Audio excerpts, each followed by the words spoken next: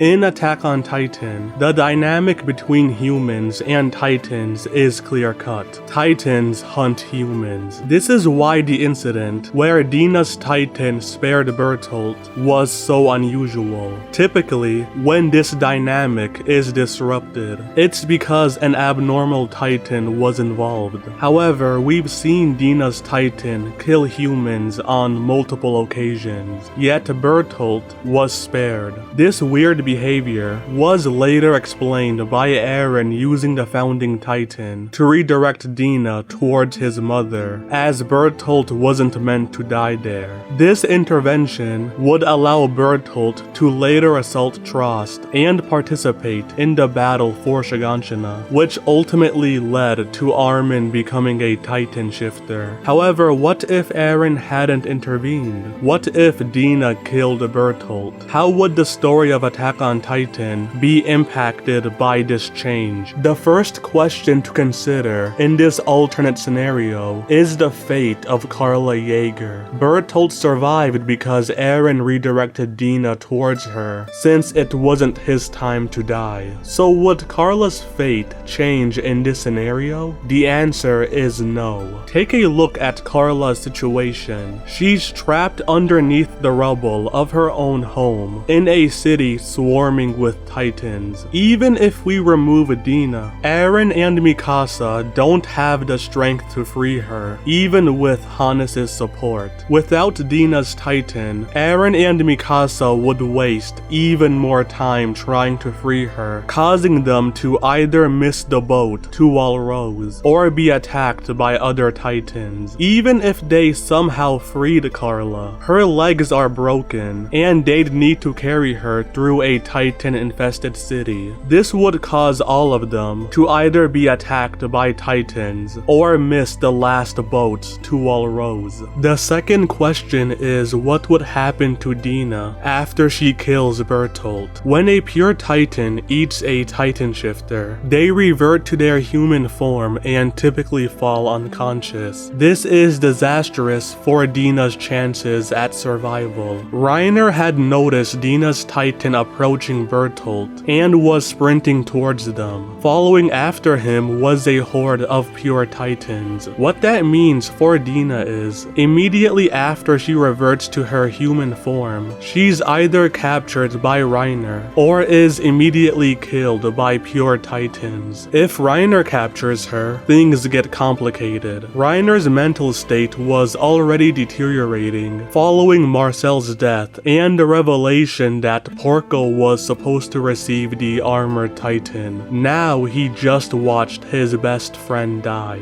At first, he wouldn't know what to do. He'd climb up the walls to drop off Ani and Dina before destroying the gate to Walrose. He destroys the gate so the Titans disperse into the walls. This would buy him time to think. Reiner has two horrible choices: either retreat to Marley and be punished for failing, or continue the mission while restraining a potentially hostile Titan shifter. The only way Reiner could continue the mission is if he kills Dina and takes the Colossal Titan, but he's way too loyal to Marley for that to even cross his mind. Reiner would decide to call off the mission. He and Ani would keep Dina restrained until the next full moon, as that's when Marley's navy is anchored at Paradis. As you might expect, Dina would be killed by whoever Marley chooses to inherit the Colossal Titan. Reiner and Ani wouldn't be safe either. When Marcel was killed, both of them had run away instead of retrieving the Jaw Titan. We can assume Porco would receive the Armored Titan, as he was originally supposed to receive it anyways, but Marcel had talked the officials out of it. Regarding the female Titan, it's unclear if Marley had anyone else trained to inherit it. Therefore, Ani might not face immediate execution, giving her time to prove her value once more. Also, among Marley's military elite,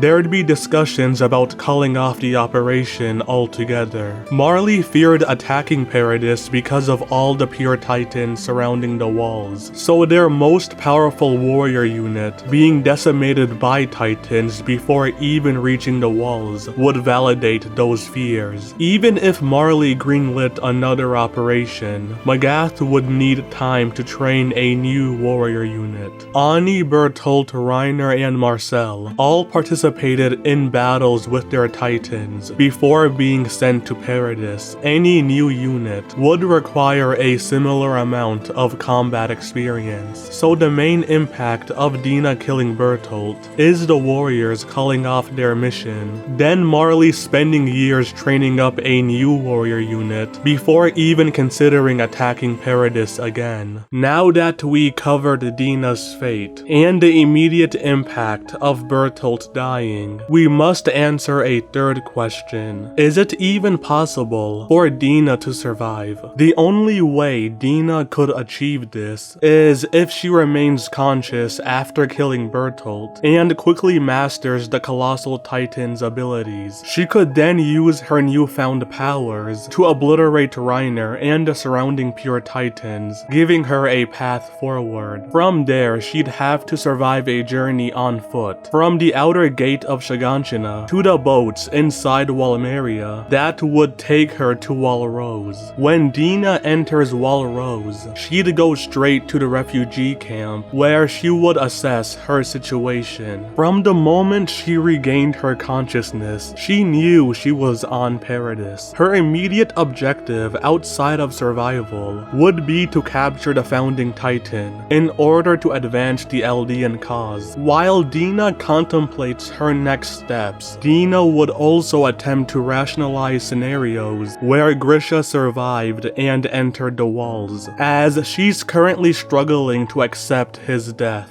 While Dina is deep in thought, Grisha would enter the refugee camp in search of Eren, and he immediately sees her. Grisha has a whirlwind of emotions, ranging from pure happiness to guilt. He assumed he'd never see Dina again after she was transformed into a Titan, so instead of searching for her, he started a new life with a new family. This is why seeing Dina again would fill him with guilt. He'd wonder if he betrayed her memory and had moved on too soon. Dina's reaction to seeing Grisha is much simpler. She isn't aware of how much time has passed since this moment, or that Grisha managed to avoid becoming a Titan. All she knows is that fate reunited her with Grisha, which fills her with joy. I should note that Dina may not remember her promise to Grisha, as Titan shifters tend to forget the moments immediately preceding them becoming a Titan. The best example of this is Eren, who forgot that he was the one who killed Grisha. Right now, Dina is a royal-blooded Titan shifter, and Grisha is a normal Eldian with the Founding Titan. That means when Grisha and Dina make contact, they would activate the Founding Titan's powers. In the past, Dina and Grisha would discuss everything. She would learn about how Grisha survived his execution and about the new life he started in Paradis, and she would be devastated by it. While understanding that she was technically dead for over a decade, she would still be left wondering about her place and Zeke's in his new life. Should she try to integrate herself into it, or move on entirely? This inner turmoil would likely create a rift between Dina and Grisha, as they both grapple with the reality that their previous life together ended in Marley. Because Dina and Grisha are in the past, they would have direct access to the founder Emir. With Dina's royal blood, she could command Emir to restore the memories of the Paradis Eldians as a first step towards re-establishing Eldia. Dina is ultimately an Eldian nationalist, so this restoration would be her ultimate ambition. Grisha opposed a total rumbling, but would most likely approve Dina's goal, especially since Marley just attacked Paradis. He would also view supporting Dina as a way to spare Eren from carrying a heavy heavy burden after he dies. In our final scenario, let's explore what happens if Dina encounters Grisha without immediately entering the Pats. Grisha and Dina would discuss everything in person. During this discussion, Grisha reveals he'll soon pass away, but Dina opposes passing his Titan to Eren, fearing a repeat of their mistake with Zeke. She suggests that Grisha give her the founding Titan, since her royal blood could fully unleash its power. In response, Grisha explains the king's vow and the attack titan's power. This is to set up two revelations. The first is that Dina cannot receive the founding titan under any circumstances, as the king's vow would immediately take her over. The second is that in the future, Eren and Zeke find a bypass to the king's vow, but Eren uses it to annihilate the world. Dina must make sure that Eren's path leads him to a different decision. Grisha also shares how he raised Eren differently from Zeke. He allowed him to grow up as a normal child, but Eren chose to fight back against the world. He emphasizes that any attempts to deter Eren is futile. His nature would drive him to fight regardless. Dina's feelings towards Eren are complex. He symbolizes both the rift in her relationship to Grisha and the embodiment of their highest aspirations. And as Zeke's mother, Dina is troubled by the fact that Eren is everything they had hoped Zeke would become, but her commitment to restoring Eldia would allow her to sideline her feelings and work with Eren. Dina decides to withhold the truth from Eren, planning to tell him when he's older. In her eyes, telling a child that he killed his own father and now must achieve victory over the entire world is too much of a burden. Dina would spend the next 5 years investigating the Race family for any records about the king's vow. Unbeknownst to Dina, Reiner and Ani felt they had no choice but to continue their mission, as returning to Marley meant certain death. But they are stuck searching for the founding titan and Dina covertly, as without Bertolt, they have no way to destroy the outer gate of Trost. Dina would also be a guardian to Eren, Mikasa, and Armin. She introduces herself to them as a relative of Grisha shortly after Grisha dies. Despite Dina herself still acclimating to life in Paradis, she helps the trio in adapting to their new life in Walrose. After 5 years, the cadets graduate. Without the attack on Trost, characters like John follow through on their original desires to join the military police. Reiner and Ani do the same, as without Eren transforming, they have no reason to join the scouts. They still believe getting close to the nobility is their best bet. Because Eren's titan powers weren't revealed, he's not placed on Squad Levi, and instead becomes a regular scout. Because Erwin never suspects titan shifters in his ranks, the 57th expedition is delayed. Instead, the scouts will continue planning and setting up the logistics to liberate Shiganshina. It's around this time that Dina reveals everything to Eren, Armin, and Mikasa. She tells them what really happened to Grisha that night, along with the truth about humanity's history and what lies outside Walmeria. Eren is shaken by the revelations, but they don't break him. This is because this Eren is somewhat of a blank slate. In the original story, Eren was repeatedly hammered by tragic events before learning that he was the one who killed Grisha, and just when it appeared that he finally achieved victory over the Titans, he learned of an entire world beyond the island that wanted their destruction. This Eren has just begun his journey, so he's better equipped to handle the pressure and adapt to the new realities he faces. This period of relative calm is ended by the Beast Titan attacking Walrose. The scouts are the first to hear of this attack, followed by Dina, then Reiner and Ani hours later. The scouts weren't on any expeditions, so they were stationed inside Walrose. And because none of them are under suspicions, they all have have their equipment. Erwin immediately mobilizes them and splits them into smaller squads to fan out across wall rows. Because the recent cadets have zero battle experience, they are paired with veteran scouts and are given the task of evacuating settlements. Everyone else will intercept the Titans and scan wall rows for breaches. In this storyline, Mike is not immediately killed by Zeke, as he's never forced to face Zeke's Titans alone, as he's not responsible for shielding scouts without their equipment.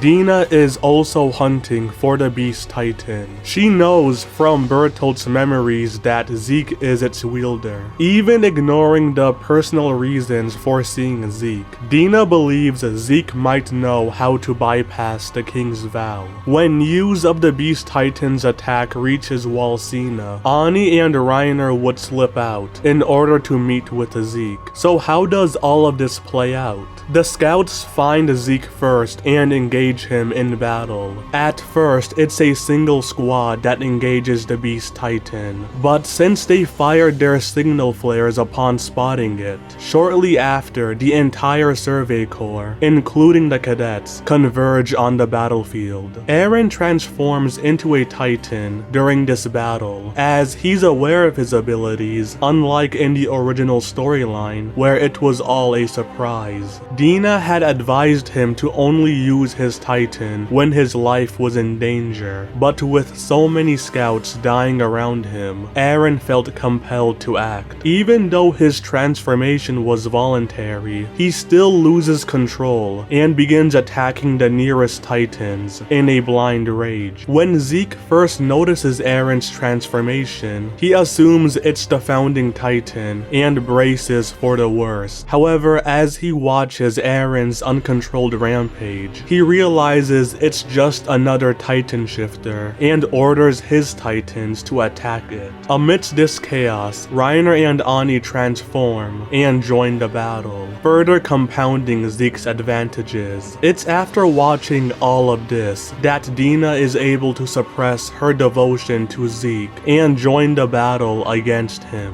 Using her Colossal Titan, she knocks Zeke off his position using a surprise attack before obliterating his Titan horde. Reiner and Ani retreat atop the cart Titan, who was observing the battle from the sidelines. Dina then exits her Titan and presents herself to the scouts. The sight of the Colossal Titan defending them shocks the scouts, but no one is more surprised than Zeke when he sees his mother, Dina, emerge from it. Following the battle, both Zeke and Dina are detained by the scouts. Erwin and Levi meet privately with Dina. The first question they ask her is why is she now helping humanity after she helped Titans breach Walmeria 5 years ago. Dina offers to reveal all she knows on the condition that Zeke is not harmed. Initially, Erwin refuses, citing Zeke's status as a threat to humanity. He wants to interrogate Zeke for information, plus others want Zeke killed for what he did in Walrose. But Dina refuses to back down. Eventually, Erwin agrees to ensure Zeke's safety, but not his freedom. He'll allow Dina to speak with Zeke, but only under strict supervision. Dina accepts and explains the true history of humanity, the truth about what Titans really are, the role of the race family, the reason Shiganshina was attacked, and what lies beyond Walmeria. Dina's intelligence allows Erwin to rally Pixis to his side, immediately ambush Rod Race, and place Historia on the throne, quickly resolving the uprising arc. The only conflict is from Emir, objecting to Historia becoming queen, though she relents once she's allowed to be Historia's personal guard. The scouts then launch a quick expedition towards Shiganshina. Even though Eren does not master crystallization, Dina's colossal titan can plug the breach using the available rubble and debris from within the city. As all of this is happening, Zeke remains in confinement. He isn't harmed thanks to the agreement between Erwin and Dina. If you're wondering why Erwin accepted Dina's terms, it's because it's the least risky option. Zeke only has a few years to live. As long as Paradis is not attacked during that time, it's safer to avoid a confrontation with the colossal titan by keeping Zeke alive. Once his 13 years are up, then they can transfer the beast titan to someone else. The scouts return to Paradis as victors. They bring with them Grisha's journals, which confirm the intelligence that Dina gave them. And once the celebrations conclude, Eren unlocks Grisha's memories. Now, this is when the series basically ends. Because Marley has now lost the Beast, Colossal, and Jaw Titan, they're immediately attacked by the Mid-East Alliance and suffer a crushing defeat. Sensing Marley's weakness, their other enemies join into the conflict, resulting in Marley's complete collapse. The resulting power vacuum caused by this takes up the world's attention, keeping Paradis safe for the foreseeable future. Dina would speak with Zeke, giving him a heartfelt apology like Grisha did in Season 4. Zeke would be caught off guard, both by her survival and her actions clashing with the image he had in his head of Dina and Grisha. Dina recognizes that her previous treatment of Zeke and the years they have spent apart have irreversibly changed their relationship. Although she is Zeke's biological mother, she's essentially a stranger to him now. Dina attempts to make up for the lost time by visiting him every chance she gets. I mentioned earlier that Dina believes Zeke knows how to bypass the King's Vow, but despite speaking with Zeke multiple times, she can never bring herself to ask him. Her obsession with restoring Eldia destroyed their relationship once before, and she is determined to not make the same mistake again. Instead of pressing Zeke, she focuses on working through Eren and the government of Paradis. By this point, there is a disconnect between Dina and the Eldians of Paradis. The government of Paradis believes the best course of action is to fortify the island, modernize its technology, and attempt to forge alliances with other nations. Dina, being an Eldian from Marley, wants Paradis to join the conflict against Marley and liberate its Eldian population. She tries to push Eren to her side, but he isn't willing to go rogue. This is because Eren does not know how to activate the rumbling.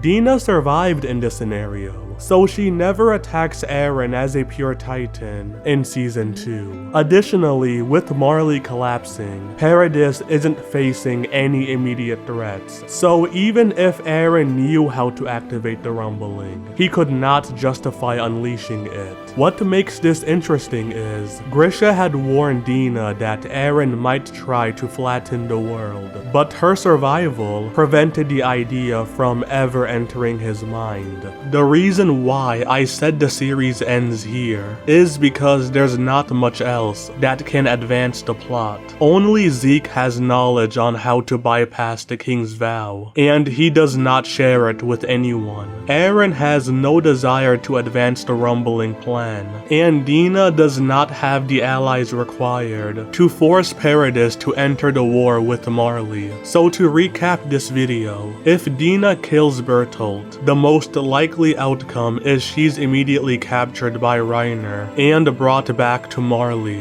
If she somehow escapes capture and enters the walls, she'd enter the Pats upon making contact with Grisha and end the series there. If neither of those things happen, Dina's actions inside Paradis would result in Marley collapsing and Paradis being secured. But what do you guys think? How would the series have gone if Dina killed Bertolt? Leave your comments below, and I'll see you next time.